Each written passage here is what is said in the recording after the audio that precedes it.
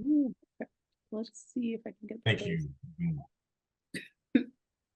Let's see, internal transcript. Oh, I don't want to see the captions. That's going to be real distracting. I captions. Okay. Okay. We're starting. Welcome. We're here. Oh wait, no. Sorry, I wasn't ready. Let me pin review. So you're big on the screen here. Okay. Welcome. Thanks so much for joining us today. It's Monday, May 19th, 2025. And we're here on the internet with Dane, having an interview for the 2025 Indigenous Gulf Stream on the topic or the general theme of kinship. And so we're going to open it up from there. Um, my name is Hali Dardar. With this interview will be using the UK contracting system. So Dane will own the full rights for the interview, and we are requesting to pay him for a license to use this interview on the stream. But he's going to have full copyright to use it however he wishes in the future. Um, I guess with that, I guess we can kind of get started. Dane, do you want to maybe just introduce yourself and kind of just give a little bit of your life story and your background? Yeah. I'm gonna do my best to keep it nice and concise. Um, let's Five, see. 5, 10 minutes maybe. That's gonna be tough. All right, not because I live that long, just because I talk slow. All right, so my name is Dane Verret. Um, I was born and raised in the Seventh Ward and Gentilly in New Orleans, also known as Brabantsia, or known prior to colonization as Brabantsia. Um, my family is from the South Bayou, so from Houma, Morgan City, Verdonville, Centerville, all those little bayou towns that some of y'all are probably well acquainted with. And currently I live in Bedote, in what is now known as Minneapolis in Minnesota. So in the Dakota Territory and the Anishinaabe territories. Um, I'm a writer, I'm a world builder, I am a cultural worker. I dabble in visual arts and printmaking, bookmaking, social practice stuff. I'm a community organizer, help take care of a farm um, up this way where we make space for Black, Indigenous, Brown, landless, queer, poor people to get reconnected with the earth, reconnected with the soil, and learn about regenerative agriculture and cultural regeneration.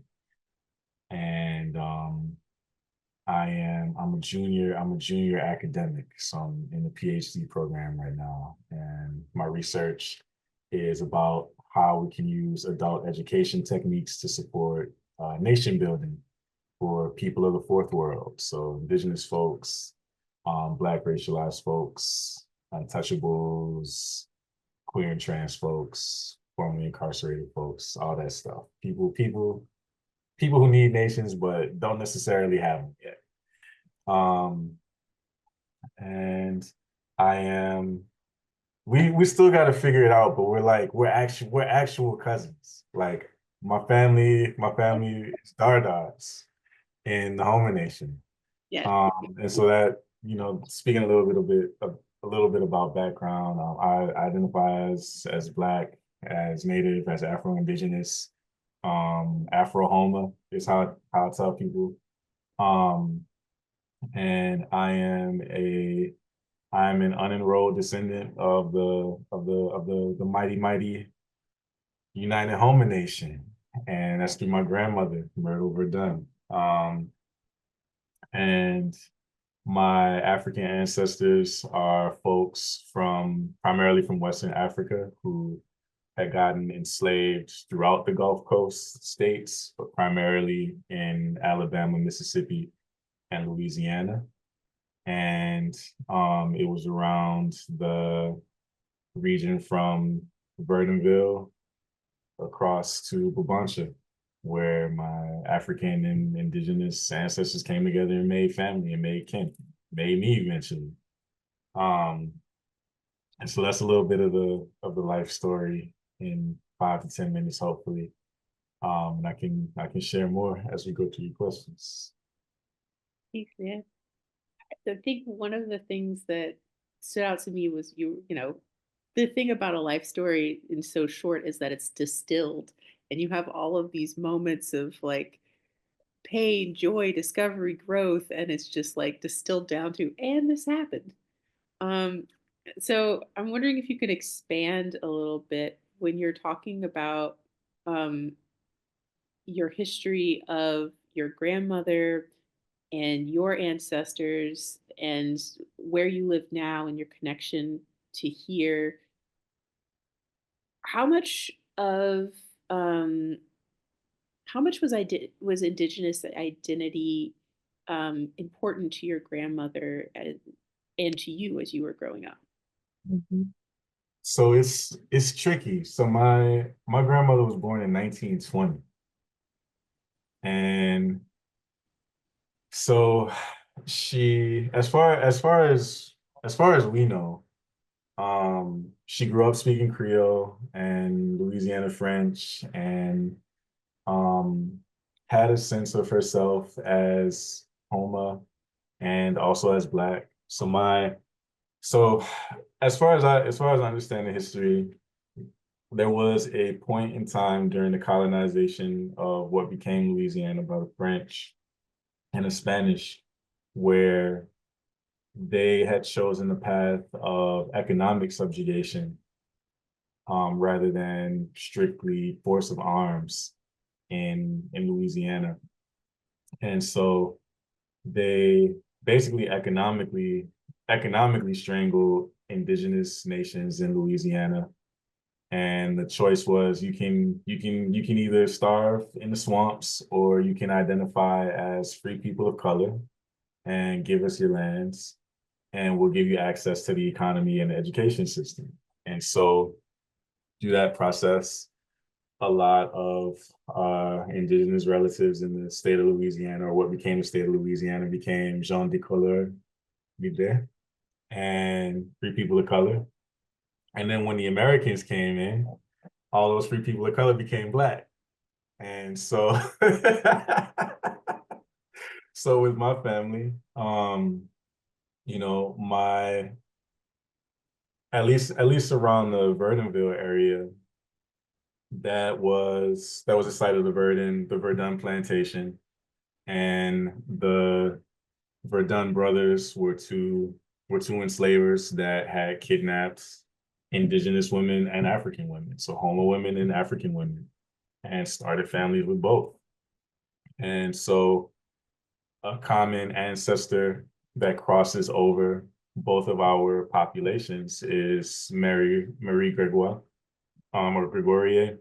My French ain't that good, but she was an Afro-Indigenous woman as far as we can tell, um, and who is known at least to me as like an ancestral matriarch kind of figure in the Houma Nation.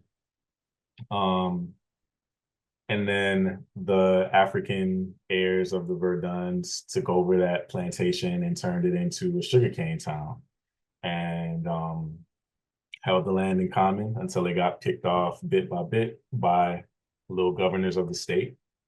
And that was the place where my maternal line was born. So Where was the sorry? Where Ver- was yeah? Where what is it now? it's still Verdunville. It's just a Vernon. small Okay, unincorporated town. The closest okay, nearby town is like Centerville or Franklin. okay. And so my early ancestors on my grandmother's side of the family were Afro-Indigenous people who racially kind of were identified as mulattoes, in the U.S. Census, because I can see their records in the census back to like the 1830s or something like that. Always were identified as having the occupation of swamper, which I thought was dope. So, um, my grandma used to tell me stories about growing up, like growing and cleaning rice, um, and getting made to kneel on rice if she acted up, which maybe some of you old people know about. I know Um, about that. I feel that's a rice. yeah, I know about lots of rice. Well, it tells me a lot about you. I didn't kneel on no rice because I wasn't doing that, but yeah, so they lived off the swamp basically is what the occupation means. So you were growing your own food, hunting, fishing, and she also grew up growing sugar cane and chopping cane when she was a kid, her and my grandfather. Um, and so after the Americans came, all of those people who had been racialized as free people of color became black. And so a lot of indigenous people became black people. And what happened is my grandfather got drafted into World War II. And when he came back to actually be able to make a life, him and my grandmother moved to New Orleans. And when they moved to New Orleans, there was this desire for their new family that was born in the city. There were some of the first people in my grandmother's immediate family to move to the city. Like all my grandma had 13, I think there was 13 of them. And it was only her and one other sister that moved to the city, as far as I know, or to the town, I should say, as they would call it. They moved to the town, Out there. and there, my grandma said to my mom, and by extension to the rest of us, y'all don't need to know Creole. You just need to learn English. You just need to be black, and you need to be part of that because it'll be less complicated for you than if you have all of the baggage that I had. And so in our household, so the I guess the other trick part to it is like my grandmother was very, very fair, like could have passed for white if she had chosen that, but she always chose to identify with blackness. And it's because her and her family are kind of like a skittle bag of different shades of brown and melanin.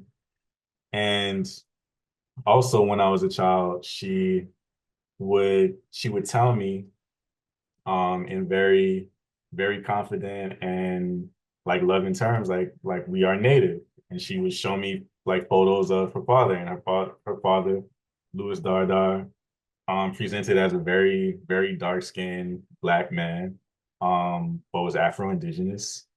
And later when she passed away, I inherited some of her personal effects, and she basically like raised me from the time I was born, and I was one of her caregivers, so I always kind of had access to like her cards and stuff like that in case she needed them. And one of the cards that she had was her tribal enrollment card to the United Home Nations, signed by Kirby Verret. I was like, oh, that's weird. Why is this dude who has the same last name as me giving my grandma this card? And what is the Houma? And like, what does that mean? But she never told us. Same way she never taught us Creole. Um, Wait, so she sat you down and let you know very clearly that you were native. yeah, That was important for her to give to you.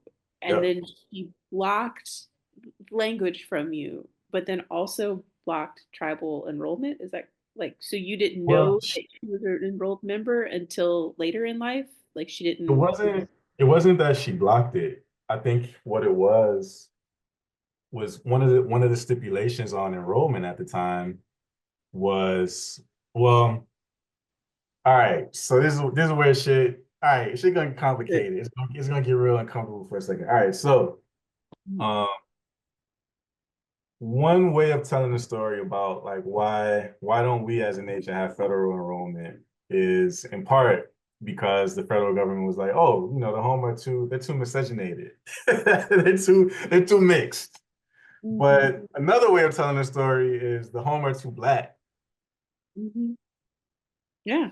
And so I think there was a point in time perhaps when we had two Homa nations that were or two Homa organizations that were trying to become nations where perhaps people who presented more as African were discouraged from joining. That wouldn't have been a problem for my grandma, but it would have been a problem. It wouldn't have been a problem for her phenotypically, but it would have been a problem for her politically because she was raised as a Black person. She was Because racialized. she was, so what you're saying was, just to be clear for the audience, is that she was so white passing that it wasn't an issue for her specifically. But if she would have gone in that direction, she would have lost the connection to her family who were less white passing than her. She Is that wouldn't have right? lost it, but I think for her, it probably would have felt like she was betraying her family, who was less white passing or less, typically native looking, whatever that means. And so, all right, so her card is from the 1994 enrollment, Okay. and there were I think several different initiatives to get people enrolled, but what prohibited me and my mother and the rest of our family perhaps from being enrolled was that we didn't have any connection with the homeless. And I'm not sure why my grandmother never raised us in any great proximity to the Homa Nation. She passed before I could even think to ask that question. Mm. All I So, all like, I with connection, are you, but it sounds like if she was a member of the nation, then you would also be eligible to be a up member. to a But certain are you age. saying, are you saying that, like, in addition to like hereditary membership, you felt like there was no relation, is why you guys didn't pursue it? I'm just trying to understand. So as far as I can tell, part of the stipulation was that you had hereditary connection and you also had connection to community. And so if you had a grandparent who was enrolled, but you didn't before the age of like, I can't remember, I think it was like 3 or 7, Yeah. have any like direct connection with the community or with the communities that make up the Homa Nation, you couldn't enroll. And so for my grandma, yeah, I don't make the rules. It's I'm racist. just I'm just gate kept I'm just gate kept by him. Okay. But that's a whole other part of the story. I actually like this part of the story. In the end, I like this part of the story. You But need to get your shit together. um, but I still don't know why my grandma didn't raise us in direct connection with the greater Homa community. Like I Mm. said, she passed away before I could ask her this question, but she felt it was important enough to who we are to like tell me. And she had like when she passed, this was what, like 2003, like she had her enrollment card in her pocketbook, like it meant Mhm. something to her. Yeah, And it's, no one slips on a banana peel and completes a tribal enrollment form. That's like a long, it's not a lengthy, it's a significant paperwork thing. And so, yeah, like, the fact that she went through that process in 94 and she kept it in her wallet, but then yeah, you didn't have access to it. Yeah. yeah. And my grandma went to like the fourth grade, so she had like her literacy was limited, but somehow she found out about this and did it. And as Creole people are known to do, like no explanation for it. It's my secret. I'ma die with it. You don't need to know about it. But if you're curious, here you go. And that's And you're just here trying to like pay the bills for your grandma, and you're like discovering the fact that you're like deeply connected into this community. yeah. So all right, let's go deeper into the bag. Okay. Let's get to the ice cream at the bottom of the Yeah. bag. Okay. So all right, so in addition to having that baggage about like, okay, where I have a vague sense of myself as having some native roots. And also I have a vague sense of myself as being someone who's Creole who's Louisiana Creole in comparison to Members of the Black community that I'm part of, a lot of whom are either from New Orleans and don't identify as Creole, or people who are from, at the time that I was a kid, a lot of folks were coming in from Mississippi. And that was a whole beef in the Black communities. And I don't think it exists anymore, but it was a funny time. Um, and so, we were also like either defining ourselves against Black folks from Mississippi who have a completely different culture. Um, and then people had a lot of beef with Creoles, because at least as far as the ones who made the 1990s history books, those were the ones that were colorists and putting people to paper bag tests and pencil tests and shit like that. And all the radical Black Creoles, like the folks who started the citizen societies and stuff, they got lost to history. So I also had a troubled relationship with my Creolite, and kind of as my grandmother had intended for a very long time. I was just like, I'm black, black, black, blackly, blackly, black, black, black, super black. I only study about Africa. I have vague curiosity about indigenous culture to Abya Yala, but I need to get secure in my blackness first, because I got a nose that looked like it fell off the Sphinx. You know what I mean? So I can't really get away from that. That is how the world is gonna see me. So um, I spent a long time securing for myself my own relationship with blackness.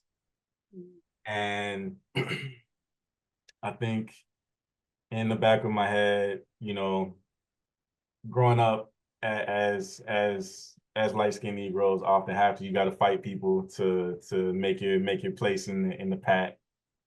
And the idea of being mixed in some way was one that I rejected very strongly, because I had a sense of like, that's an identity that one claims in rejection of their more marginalized identity that they're part of, or more marginalized community that they draw heritage and ancestry from. Kind of Not necessarily. well to like the colorism that was happening in the Creole, the 90s Creole movement is. Well, it wasn't a movement. It was just that, at least in the city, Black people, darker skinned Black people's experiences of a lot of Creole folks, or a lot of light skinned Creole folks, was that, they'll kick you down and spit on you to keep their skin color privilege. And, you know, everybody know about the Autocrat Club, and, used to have a paper bag test to get in. So not untrue, but not the whole story. And so it also took me some Did you time. feel like leaning into your blackness was a way of defining yourself as not part of that group? Yeah, Okay. yeah. I'm so for whatever reason, like, so when I was born in 1990, and that's when I guess New Orleans was at its most intense. The 90s was at its most intense in terms of the violence and immiseration that characterizes that place from the dawn of its history as New Orleans. Um, and so, I grew up in the Seventh Ward, and the majority of my childhood was spent inside, because it wasn't safe to be outside. And the majority of my childhood was spent, moving back and forth between the city and the country, either east to Mississippi or west to Houma and Morgan City and Verdonville. And just well, going to Mississippi, you'd always see the sign saying "Welcome to Clan Country" with a K, which that's a whole thing to experience as a child. But then, you know, you go west and you see just Black people living in abject poverty in South Louisiana. And then you're in the city and you're hearing about basically black youth being blamed for all of the social ills of the city. And so it gave me a big chip on my shoulder as well, or at least like it because it's Malcolm X Day, happy Malcolm X Day. It the oppression that I was like a witness to, not even a direct experiencer of at times in the city and in the Gulf Coast, it just predisposed me to be on some like, yo, if you with the oppressor, I don't rock with you at all. Like, no, I'm not doing no investigation. I'm not asking no follow-up questions about why it is this way or if it's even real. It's like if I heard it on the street, I'm gonna just take it as true and I'm gonna stay away. And so I What distanced. age were you when you kind of made that? Oh, I was pretty young. I was pretty young. Like before the age of 9. Mm. Um, and so I always had, and it's why I became an organizer. Like I always had this sense of like, I'm tired of seeing people getting kicked while they already down. And I also grew up with like, my mom wasn't paid a fair wage and she was raising me and my brother and just a lot of stuff. I had relatives that were addicted to crack and so I just had tertiary trauma of a lot of really raw stuff in Louisiana. And also there was this complexity within the makeup of my family and my ancestry that it I just couldn't approach it directly because people in my family wouldn't go into it.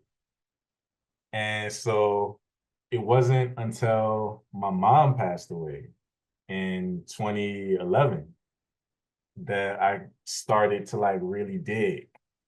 Because at the time I was in I was in like the Pan-African Afro-diasporic spiritual community in New Orleans. And one of the big practices is working with your ancestors and honoring your ancestors. And you dig like a millimeter beneath the soil, and it's like, oh, we're not going back to the Nile Valley. We're going to like we're going to the bayou, and there's money. 1994. Yeah. Yeah, What's up? we're going under I-10, like, um, and so it was through this process of like, you know, I don't my birth father abandoned me when I was born. You know who you are if you're listening to this, but I'm not gonna call you out. So I don't know anything about my paternal line from my birth father, which is it's an important thing to know in the African tradition. But I have my adopted father, who's from Houma, and I have my maternal line, who I have like a very clear, direct read on because they were some of the few Black Native people that were in the census. So I'm going through ancestry.com. This is not an advertisement for ancestry.com. Um, and I'm just trying to figure out like who is this Louis Dardar person that my grandma was always telling me about when I was a kid? Like who is that dude? And another story that they had about they had stories about my great grandmother too, my grandma's mother.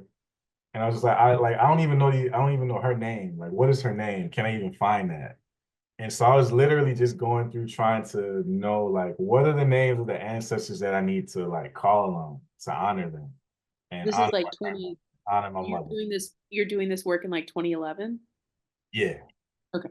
yeah, yeah. Um, and at the more and more that I start to go into it, I'm like, oh, I guess we going and we're just gonna have to reckon with the ways in which mixedness and Africanness and Abya like intersect in my family, like and why it made us the way that we are. Because I didn't even know like what nation my grandma was part of until I had her card. And then especially like seeing a Verret is the person who signed it. I'm like, I can't touch this. Like this is too much. This is way Like, too much. like there was the relationality even in the name of the Yeah, signature. and it's Yeah. like I've spent the first 21 years of my life saying no. Like I reject this. Like I'm just this. It's too much to go into it because now I gotta like undo all of these safeguards that I created and also that the matriarchs of my family made for me. Like it was like, yo, That was you are that was black. a question I had about that too, is that you sound like you were doing a lot of this work when your mother passed. What was your mom's like? Because I mean, your mom grew up with your grandma, so I bet she knew a little bit more that she's just not She talking wasn't about. gonna tell me. Yo, my mom's Creole. She's not telling me nothing. It's a secret. It's a secret for a reason. I'm not telling you. But I will tell you on my deathbed a couple of things that you should know. That's just how it is. You gotta wait till the library's burning and then they can't give you the right book. But so my mom was like, yeah, we black. Like we black. I was in the Black Panthers. I'm about that pro-black shit. I'm a black artist. This is what we do. Don't ask your grandma to teach you Creole. She's not gonna teach you. She didn't teach us. This is just what it is. And I was like, cool. And nothing about indigeneity. Nothing Which about indigeneity, interesting. which is interesting. Yeah, nothing about indigeneity. And I the like thinking of my the matriarchs in my family as like deeply rational, practical people. Like a leading hypothesis that I have is that they may have had some experience of both anti-blackness and anti-indigeneity that led them to have like this kind of hard line of like, no, we're one thing, not both and not the other. And there's also just socially like a lot of pressure to not identify as Afro-Indigenous, like a running joke a running joke of people from black people from Louisiana is like y'all always claim that y'all native, or y'all always claim do do do do do do do. And after a while, it's like, damn, like if you're gonna clown me, I'm not even gonna like why would I even mention it, you know? And it's That's very not fun. recognized as the claims are not recognized as real claims. And the practice of shutting people down in that way is deeply rooted in many different layers of cultural trauma. Mm. I think the other part of it for me of like taking the slow path back into connection with Houma relatives and roots is I need to figure out where the fuck in Africa my ancestors were from. And then, I figure out, oh, my ancestors are like the part of Africa I'm from is the part that wound up in New Orleans. Like I only exist because of this unique experience.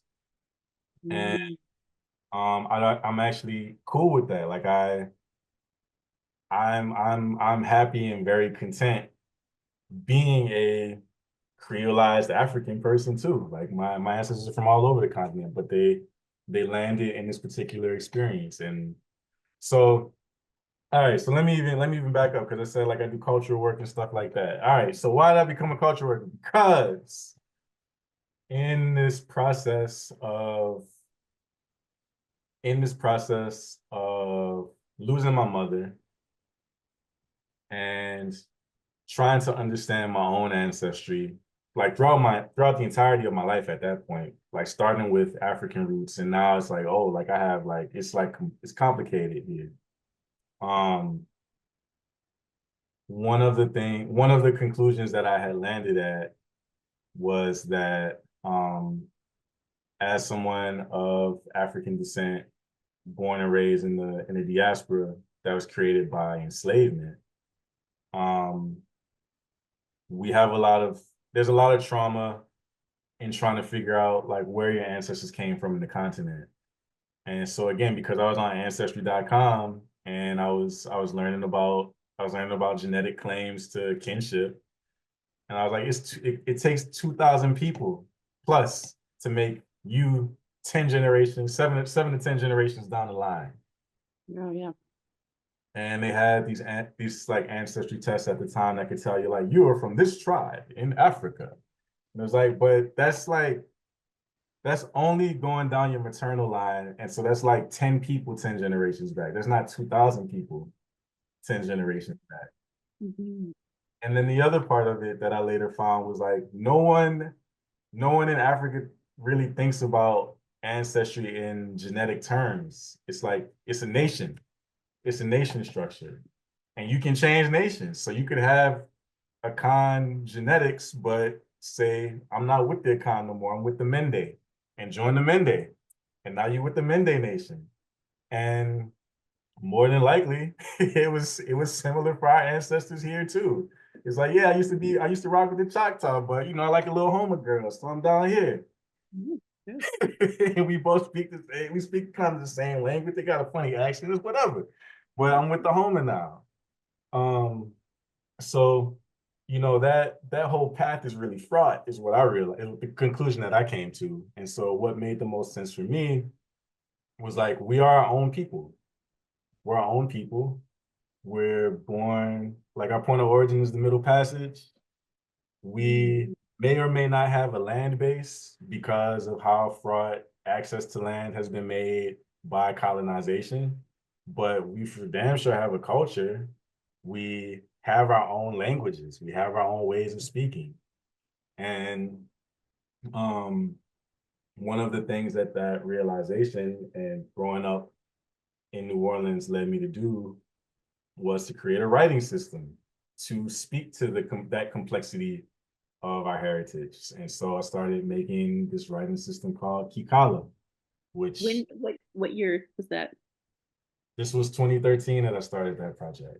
Oh wow. Actually, it might have even been, maybe it was even 2011. No, it was 2013 because I like we buried my mom, did my little grieving, went back and finished up school, and then I came back in between the end of the school year and like some time in New York. And I just remember it was 2013. I was in a hot ass car with my niece waiting for my brother at the courthouse, and I started sketching these little glyphs on a notepad to trick my niece into learning about Black culture, African culture. And that's how I started this whole process. So this symbol behind me is one of the glyphs that I made. And then in the Story of Delta project that we're working on together, which is a public art installation, there's more of the Kikala that I have there. But this whole journey of like losing my matriarchs and trying to understand my heritage, it first it led me to create this language and to come to this conclusion about Black diasporic identity. And then I couldn't come and stay back in New Orleans after my mom passed, because I had made the enlightened decision to study poetry in college. And I did not want to get a career parking somebody's car or carrying somebody's bag. The economy was shot to pieces. We were still rebuilding it after Katrina. And crime was really bad, like violent crime towards and between Black men was really bad. So my family was like, you either gonna be poor or you're gonna be dead. So you can't come back here. As Creole families are known to authoritatively state to their young people. And so I went to Dallas. And then I didn't like it in Dallas. And so I was like, I just need to be back by the Mississippi River. I need to be back by my grandma, so that I can like grieve what the hell has happened to me over the first 23 years of my life. And I get my head together, and then I'll, come back and start knocking people's heads together in New Orleans to fix some of the social problems there. And so I just followed the river all the way up to where it started. And it was like, oh, Minneapolis. Yeah, me and my brother used to like the Vikings. I'll go there. And then I'm gonna get a spot right. But okay, so Vikings. so now we get into the into the indigenous piece of it, right? Okay, so I come up to Minneapolis, most native city, most native city in the US. Like I know LA and New York, you're like, oh no, we got more, but you just don't know what it's like out here. Like this is where AIM started at. It's different. It's real different. Like So radically indigenous and like yeah, in the same way that like Santa Fe is known for like being the place of indigenous art. I feel like Minneapolis is known as being the place of indigenous political movement. Like yeah. if North America had a Washington DC for indigenous communities, it would be Minneapolis, I think. Y'all heard it here first. Yeah. So I'm in the capital of our people. So, you know, I'm up here and it's like this is the first place where I was seeing native people in the hood. And I was like in the hood, not hood adjacent. Like the hood is the center of the hood Like is the native not project. lost. Yeah. Y'all like why are you here? He wasn't like they were like, why are you here, bro? So just from being here, um, being in Minneapolis, got being in the Twin Cities got me all of the like this whole like chip on my shoulder that I had about oppression and colonization and empire. They just like, oh yeah, we can shape you. We can shape you, young one. And so I got honed into a leftist activist organizer dude. And I had like a very like I had a very I would say like distant relationship or a sense of connection to Native folks because I was still processing my own shit about being Afro-Indigenous and growing up with all these Afro or anti-Afro-Indigenous sentiments and also not want to be like, can you teach me the ways type shit. And so as fate always have has it, um there were like two really important people that I met that got me started on the path to reconnecting. So around the time that I started, I guess around 2013, like the summer before I went up to Minneapolis. It's either 2013 or 2015. I can't remember. We're going timeline don't matter. What's important is that I was working at the Jazz Fest Okay. with my mentor Minneapolis Jazz in the New Orleans Jazz World Fest. Jazz. Okay. Okay. But yeah, one summer I was like, I either can't take it in Dallas no more, or I can't take it in Minneapolis no more. I'm gonna come back and just work for the summer. And my mentor from high school, this really, really dope sister named Asia Rainey. Shout out to Asia Rainey. Saved my life. Also Peaches Caldwell, rest in power, saved my life. Um, she worked at the Jazz Fest, so she was like, "Yo, if you need a job, I got you. Like, come through." So she got me a job working at the Native Pavilion, Mm. and they paired me with Greyhawk Perkins. Yes. Yes. Bring it back. They were like, "Yo, you can help Greyhawk Perkins build a palmetto house. You ever built one of those before?" I was like, "What the? I've never even like, what is a palmetto leaf, bro? I grew up in downtown New Orleans." Welcome back, man. You found him. Back. So, I just was like kicking it with Greyhawk Perkins and all these dope native artists and Tribe Called Red and stuff. And I was in native space all day, and I'm just secretly like, I'm kind of with the crew too. But I'm not gonna tell. I'm gonna see who sees it first, because that's like. And then one day I was just working. We were like finishing off the roof of the Palmetto House, and Greyhawk was like, "Man, you got one of them strawberry noses like my grandkids." And I just secretly like burst open in joy, like, somebody sees me. Aw. Aw. And,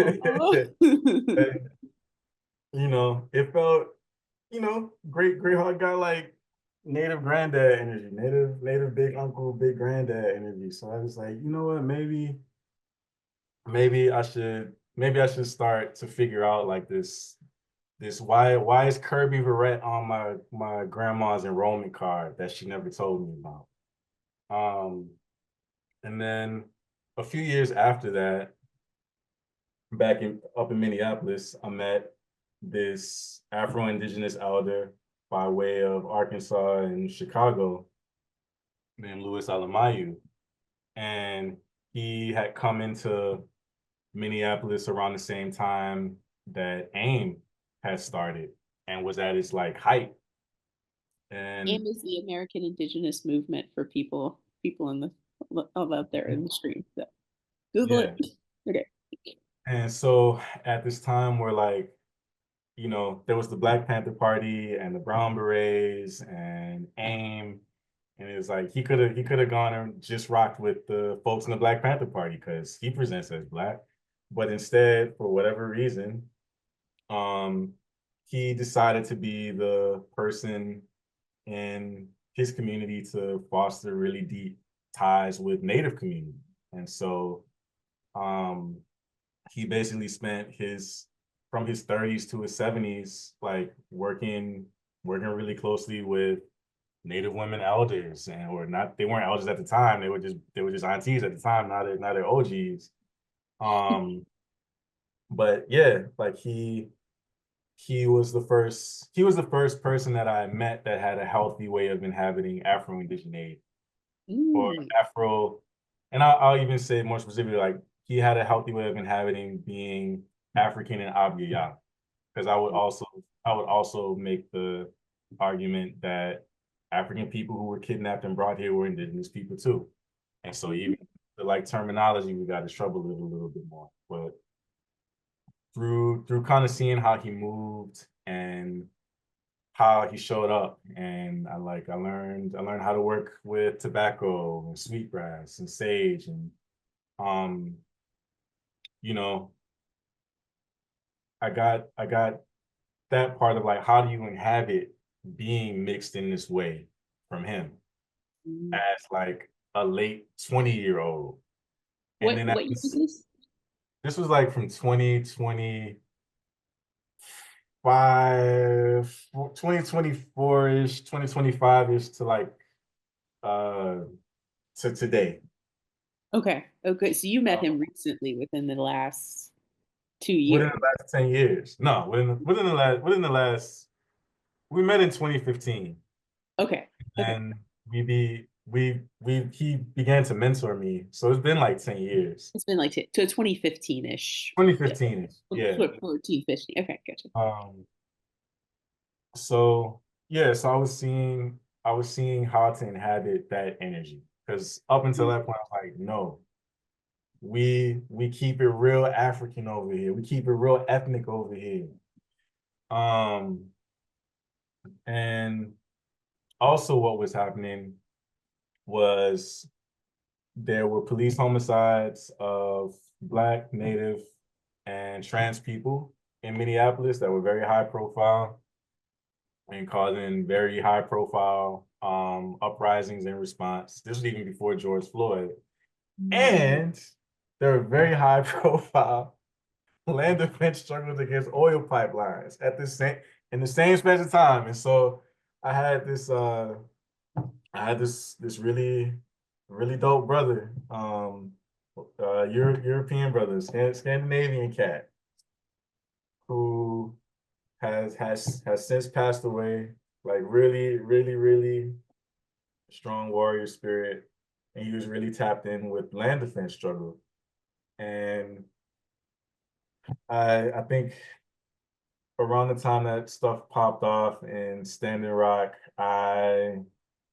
was I can't even remember how, like, what I was even doing, but he was like, "Yo, you want to come and help set up this land defense camp?"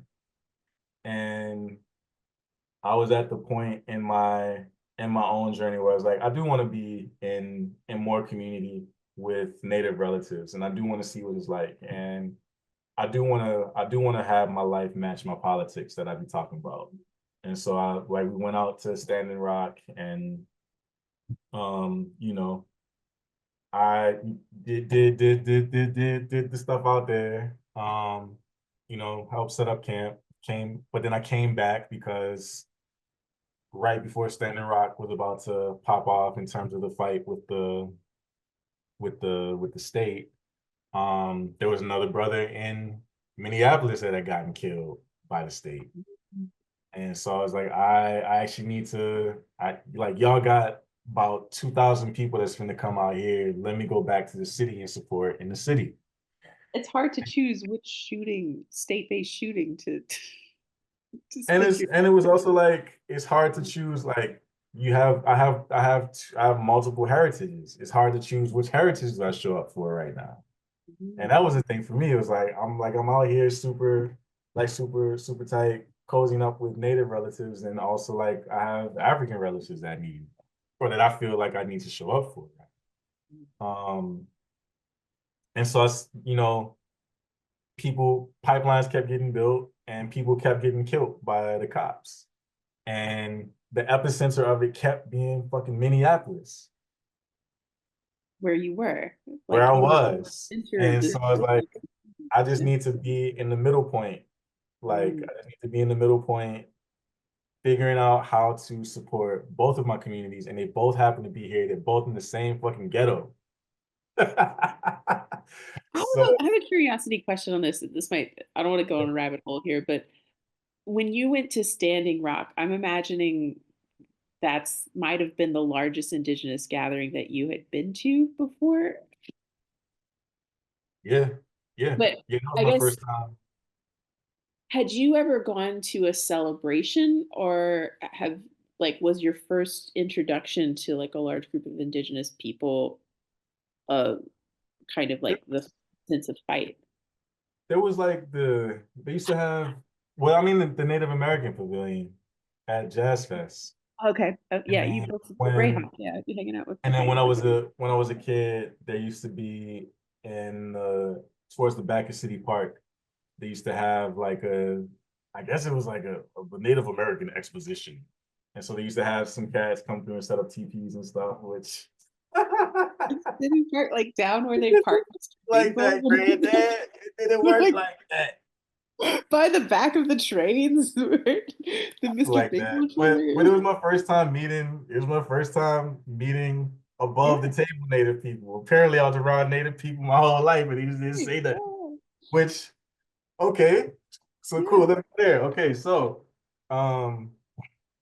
all right, so I was starting to come into a sense of myself as Afro-Indigenous from those experiences and from meeting these two elders. And then, my elder up here kept saying, look, yo, you need to come with me to Sundance, come with me to Sundance, come with me to Sundance. And um there was a year, I think it was like 2020, that I was finally like, you know what? I feel emotionally and financially stable enough to go with you to Sundance. That's I'm gonna real. rent us a car. We're gonna go. It's gonna be a whole thing. And then it was a whole fucking thing. And I It was met two just y'all more. two, or was Hmm? it more people? Was it just y'all two going? Or?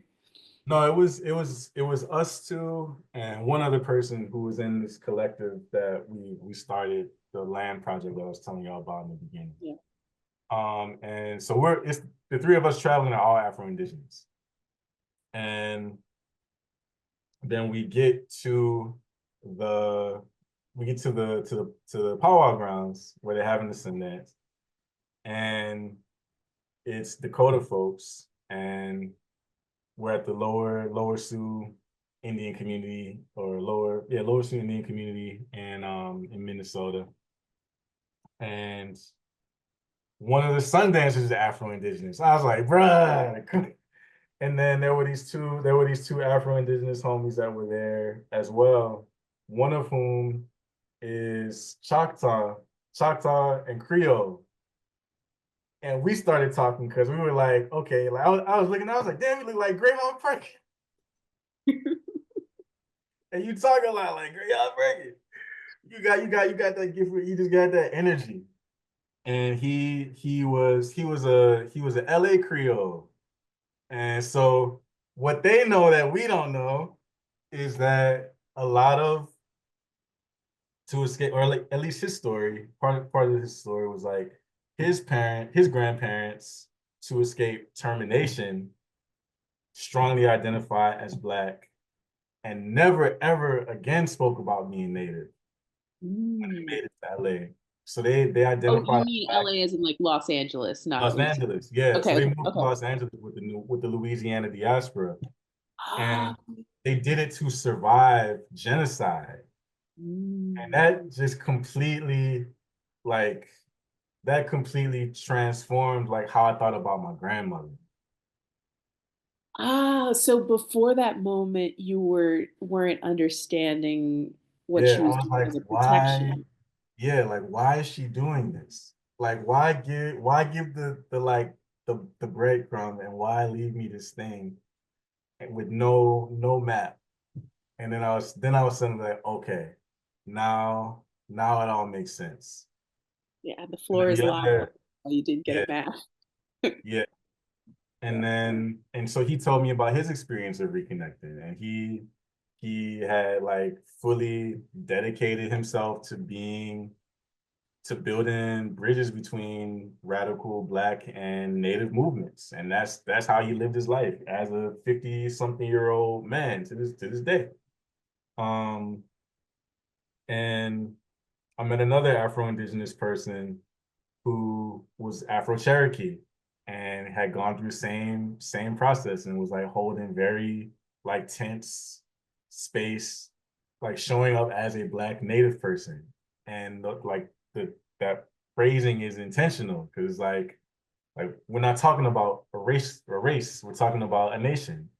And you're someone who is Black and racialized as Black and Native, has African heritage and Native heritage, and like that's a very specific political reality to live in. And so just kind of like one of the prayers that I made at Sundance was like, I'm gonna reconnect with my Native relatives. And for a long time, I've been clocking the Houma Language Project, and I was trying to like like baby spoon Houma, Houma words to myself as I'm working on this language project, as I'm working on As you're looking at a black integration. a writing system. Wow. And I Oh. saw that Hali was one of the founders. And I was like, oh, of course the fucking Dardar is in this piece. So then it took me like 2 years to finally reach out to Hali, and I was like, yo, we're cousins. We're cousins. We're So, actual. oh, hold up. So, So what year did you go to Sundance? I'm gonna constantly be asking you your timeline. that was 2020, I think it was. 2020 2020. to 2021. Okay, so you made the promise in 2020, and then you And just it was kind of. like it was progressive. Like I kept saying it, and then I got married in 2020, and my wife encourages me to do everything that I put my mind to because my wife is super dope. And she was like, yo, like when you gonna holler at your people? Like when you like you could go do it like whenever you want to go, baby. Like whenever you want to reach out, like I got you back. And then she was like, Oh, cousin.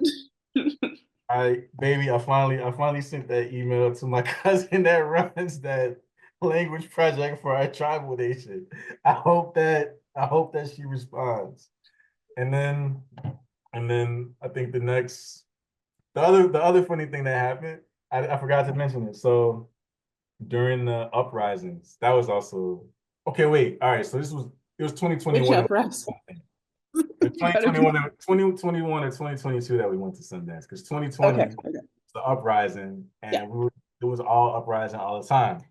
But in 2021, the other person that I met who was also a cousin and is also a home matriarch is Monique Verdun.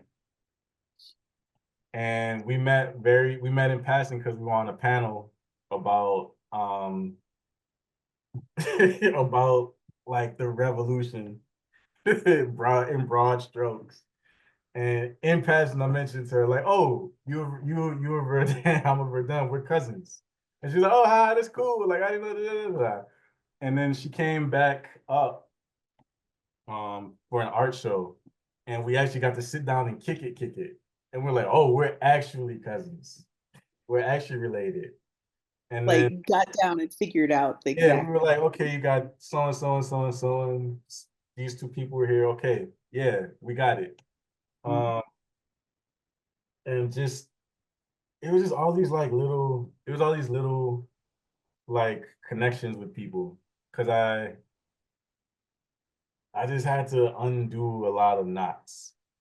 Um, and then I finally reached out to y'all and just started to embrace my Afro-Indigeneity more and more. And I'm still in that process. I'm still in that process. Like I reconnected with y'all when I was like 33.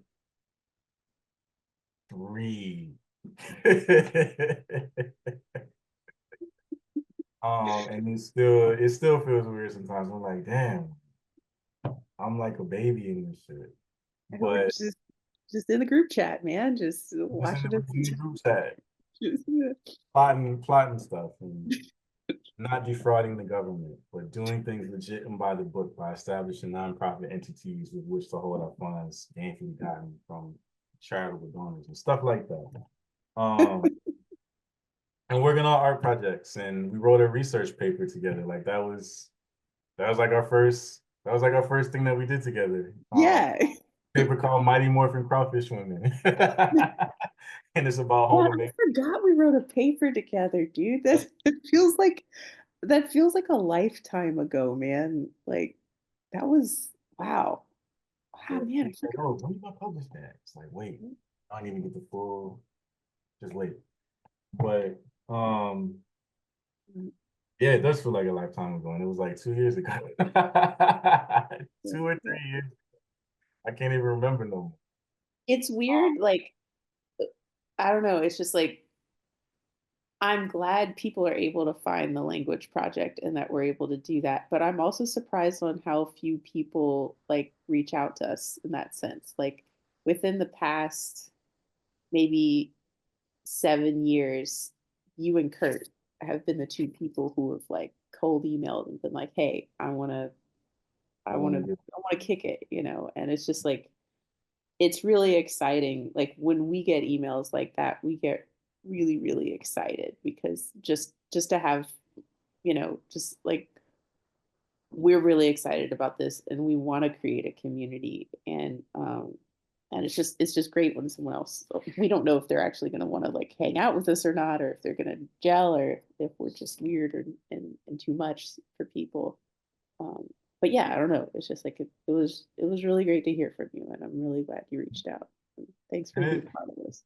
You made it easy because it was never like there was never a conversation of like, oh well, like prove it. Like you say you're home, and like who's your it's like, oh word, that's cool. Like let's kick it.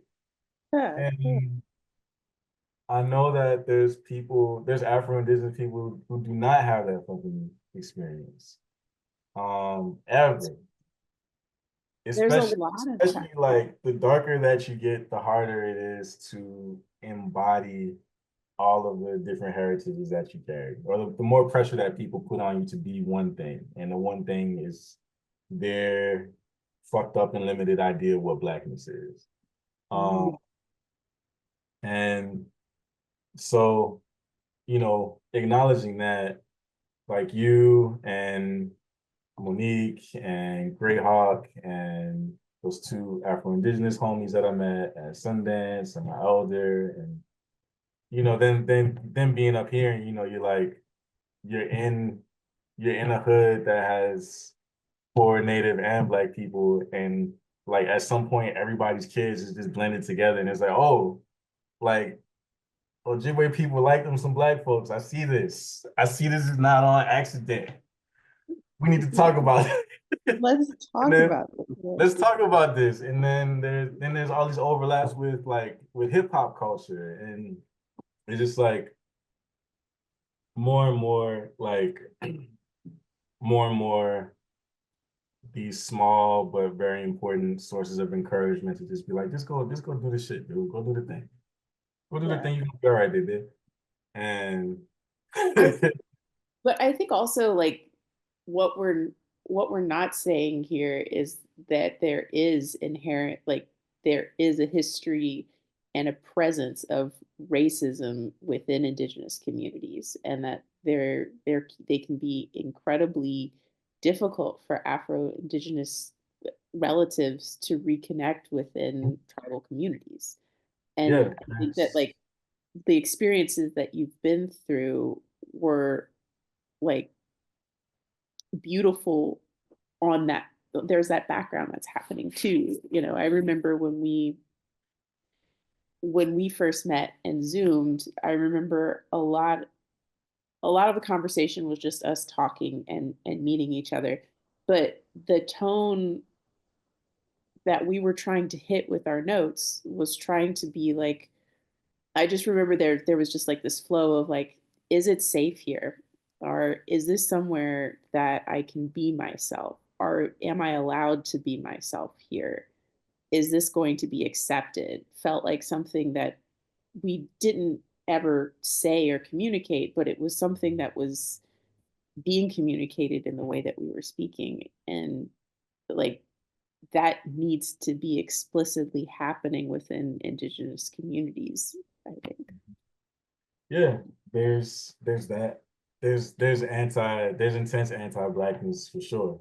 And I think that that is the reason why my grandmother was when my grandma was like, like I'm in this shit, but I know what I'm getting myself into. I came up in it. Y'all don't need to know about that. And there was like federal recognition on the line, and the price of it in part was like you really be anti-black, and some people was like yeah, and other people was like nah, fuck y'all, keep your shit, and here we are today. Um, but then you got other nations that were like yeah, we bought that, we definitely bought that, and they know who they are. We ain't gonna talk about that shit just yet. And then there's also an anti-indigeneity that exists within Black communities. I don't think it has quite I don't think it has quite the same like sting because we don't have institutional power to make it anything more than being like xenophobic. But I'm speaking from my experience, and I'm speaking out of ignorance. I'm aware of that.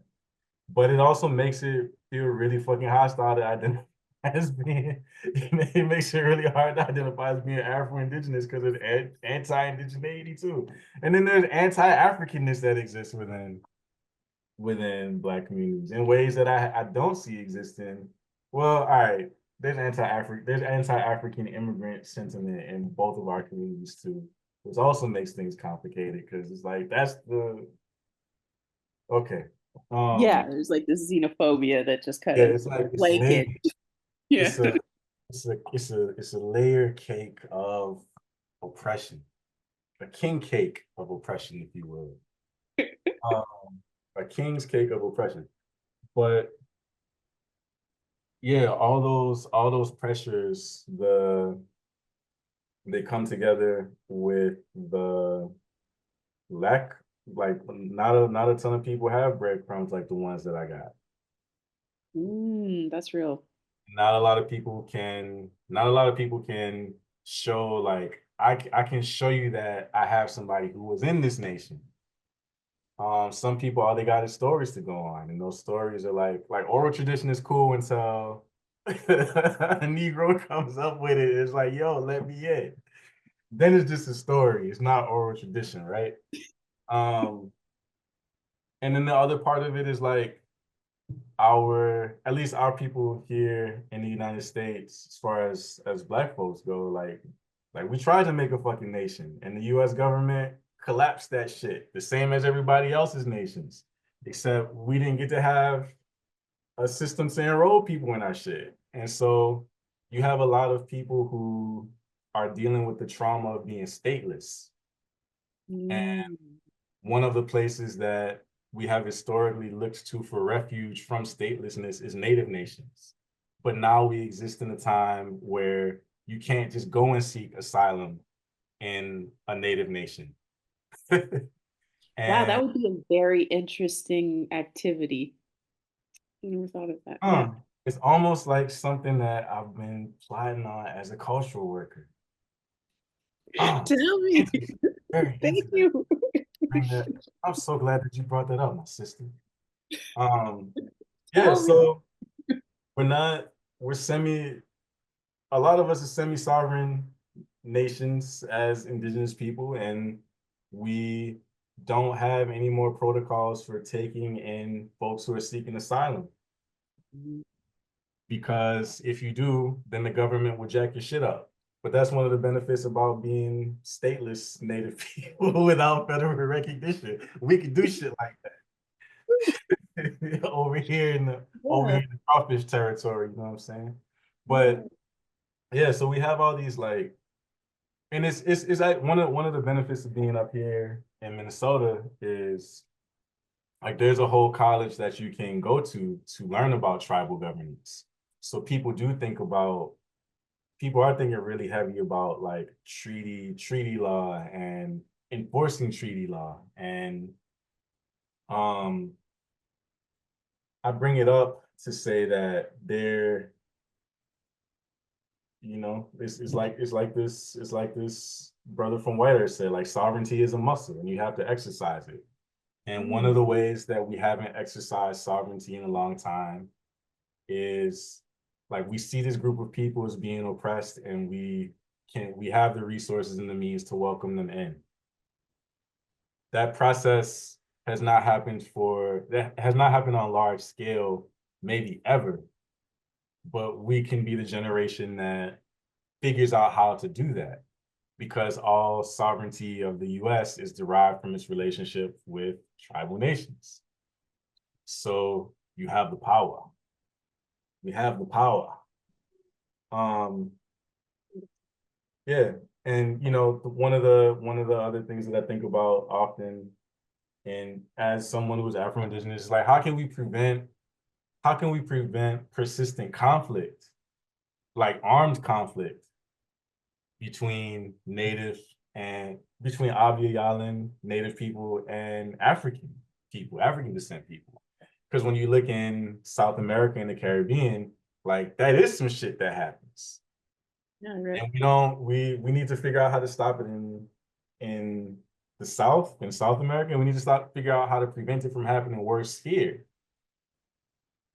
And so we do need to figure out we need to figure out how to nation build with each other, and we need to figure out like how we're gonna navigate supporting one another out out of empire. So one of the cultural projects that I would like to do is to gather up Afro descendant people, both from the Ma'afa, the cultural name for the prior enslavement, and African immigrant communities, and go on a basically walk to the Dakota and Anishinaabe nations here in the state and ask for asylum and just start a formal year by year ceremonial process of like, yo, like we not with them with the stars and stripes bullshit. Like we our own people here to speak on our own behalf. Can we enter into diplomatic relations with you and be guests in the right way here and figure out how to be kin? And it's a cultural project, but it's also meant to be like a prototype of a political process. Like we need to figure out, like if we're gonna be sovereign, then what is the fucking processes that we're gonna use to exercise it and to say who is cool to be here and who needs to get thumped a little bit so that they give up some palm colored shit. Man, I love that. I like what I heard from that also is rather than being a treaty, it's a relationship that's renewed maybe annually or biannually, where it's not necessarily just kind of like a one and done or like a contract kind of thing, but it's a how are we going to be in relation with this land and this place and together, and We should do that in Louisiana. Yeah, we should definitely do it in We should do that, Louisiana. yeah. That sounds like a Fulbacha public access project, my dude. Oh, that does sound like a Babancha public access project. Huh. I wonder if anybody from there is listening right now. Curious. Hmm.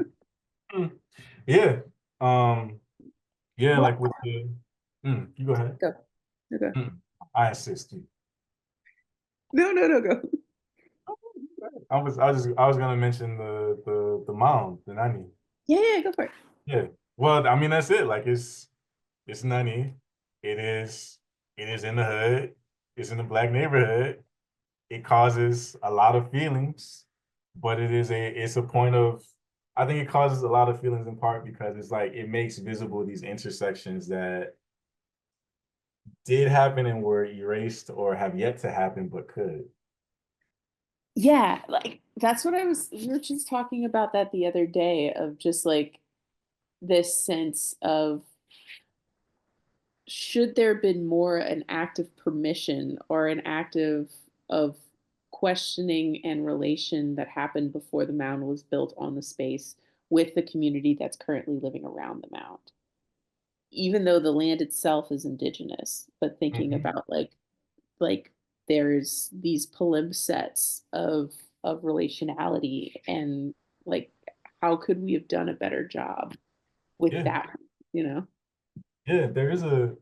I mean, I remember I have a friend who has like a troubled relationship with calling New Orleans Babancha because not because it's not Babancha, but because there's this active erasure of Black New Orleans and the place names that we came up with. That's true. Um, and so yeah, I do think that there's something to that. It's like, yeah, this is not well, I mean, even teasing out like belonging to place, like that's part of why we need to have these processes. Because it's like Mhm. this, like I've been to West Africa and East Africa. Like I was in the fucking Nile River. Like I got off the plane and the first person I met looked like my uncle. It was the most Creoles I ever seen in one place was in Egypt. But, but and then I went to Sierra Leone and I went to the island that everyone who repatriated to Africa went back to. Like I've so I've been in indigenous African communities too. And you know, like there's some people in our community who feel like, yeah, I'm going home. I'm going back to the continent. And then there's other people like me who are like, this is the only place where I fucking make sense. And so need to we need to figure out how to like get through our beefs and shit as far as Africans and Abiyalan folks. And we need to figure out how to live with one another. And then I was recently in Brazil, in Rio, and the depth of intersection and connection between black, black, urban indigenous, maroon communities, Afro-Indigenous maroon communities, like it's like it's like 20 years ahead of where we are because they figured out so much about how to negotiate relationship to land Mm. and relationship to one another that we haven't done yet because the presence of white empire as like a intermediary between us is still I don't know if it's as strong as it is. I don't know if it's stronger here than it is in Brazil, but we let it give us excuses to not figure our shit out more than I think they do in Brazil. And now we don't have the luxury of having that excuse anymore because our society is becoming a fascistic state that is willing to take black and brown people into its wing, under its wing, and to to cultivate them to further the project of empire. So now it's like, you know, it's like now or never. Um, so yeah, you know, it's gonna be a lot of hard to swallow pills. It's Yeah, gonna be a lot of hard conversations to have, but but it's um, better to have these conversations than it's not. better to have them. Mhm. It's I better think to have. we're running. I think we're. we need to wrap up soon, but I had one last question to kind of like tie the end together. Like from this interview, I think I would call you a world builder, someone who sees the power in things, sees the opportunities, and is able to take those tendrils of the things that are existing and put them together into something beautiful and bigger than their own piece. And thank you for that. Thank you for being that, and thanks for doing that. Um, and I'm thinking about the kinship bond within this, you know, as someone who is kin to a world builder, and for the people who are watching this who may also be kin to the world that you see and that you are envisioning, what does support for your world look like? What are the $5 things that people can million. do to support what you think Give the me $5 building? million in unmarked bank account in the Cayman Islands. Give me $5 million. That's what support to me looks like. Act some donation. I'm just kidding. I'm not No, kidding, no, but but like, what would you do with the 5 million? Like, what is I it that would what is the I would support for quit you? I would quit my job, pay my student loans, and then just organize this ceremony. Ceremony. Organized ceremony. I would organize Black and Indigenous nation building ceremonies, and I would be doing research. Well, I'm doing research, but I would full time be doing research on like political protocols that weave Black and Native communities together more in a harmonious way. I would be doing. I'll just I'd be a professor. I go teach at a tribal college and be a professor of nation building and world building. Like that's what I would do. Um, and then bring homies from HBCUs to tribal colleges and tribal colleges to HBCUs, and then we go invade PWIs and you know steal people's cars and, and get the kids off campus, all that kind of stuff. Um, so yeah, like funding is something that is needed. Not because I'm not doing this stuff already, but it would put fuel in the plane. Right now it's a hang glider, so maybe I'll buy an engine and throw it on the back. But the other that I have gotten a lot from you, especially and from our homies in the Houma Language Project, is just encouragement because it's not like I'm rattling this stuff off the top of my head, and it's not stuff that I came by easy, and it's stuff that it's hard to start because if it took me 30 fucking years to like claim to reclaim my heritage, like the idea of like strolling 15 Negroes deep into Dakota territory to ask for asylum is like it's a little terrifying to me. So or to even to then and then to do it in Louisiana. Oh my God. Cause now we're dealing with water moccasins and shit. And Well, it's true we thing, man. gotta like come on, man. You know how much a life jacket costs? We gotta get in canoes. Come on, man. This ain't no easy thing that we're talking about. So and it's closer to home because it's home. So all of this shit that we're talking about of like world building is I love world building and it's fucking terrifying. Cause it's like this shit might not work. Nobody might show up, people might be offended, things could blow up. Usually they don't. Usually it's even better than what you could expect. But like what we're talking about, what the stuff that I would like to be doing is shit that you know, it needs to be done and it possibly hasn't been done with great intensity by our generation yet. Like my elder that I was talking about, Louis Alamayu, like that generation in the 70s, like they really did that shit. And it's not we don't fully know the depths to which relationships were built between Black and Native communities by that generation. Like that Mm, history wasn't recorded. Mm. But we are the inheritors of that work and need to get to it. Because we about to be elders, basically. Some of us already are. Some of y'all 40-year-olds, like OGs already. Like, sorry, it's our turn. We got to do it. And it's gonna feel uncomfortable and scary, and it's because we haven't practiced it yet. So just encouragement and money. That's as a Taurus moon, encouragement and money. That's all I need. And carbs. Like give me all the bread and coffee. The empire will save croissants, right? That can come along with Yeah, this. I mean that was the communards that made croissants. They were rolling up well the bots, and then you know, and then coffee is African, so Yeah, we could croissants are allowed. croissants are allowed, I especially if like former colonial territories is making them like Togo, Togo croissants, Vietnamese croissants. That's we always got that at the cookout.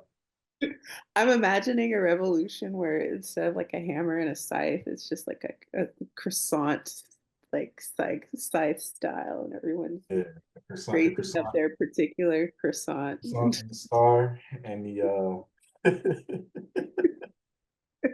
what would the hammer be? A oyster knife. Yeah, Oyster knife on a croissant. Ooh. on an oyster knife. Man, well, thanks so much for this conversation, man. I Gosh, had one other question, just like a quick question. Have you ever sat down and interviewed with Kirby Verret before? no, that's another person who I'm terrified to call because I'm just like I don't even know where to start. Man, that also sounds like a I'm like, BPA. why'd you sign this little Creole lady's enrollment card, bro? What was this process? I mean, I actually do want that origin story. I would love, I don't know if you're up for it. Just think about it, but like we could do a sequel to this interview and it's me, you, and Kirby on a Zoom. Yo, if you got Kirby on speed dial like that, let's do it. Man, we should let's talk after this about that. That'd be cool. Oh. Well, man, thank you so much for your time. And it's always fun to hang out with you, man. And yeah, guess we'll catch you next time. All right. See ya. I should pace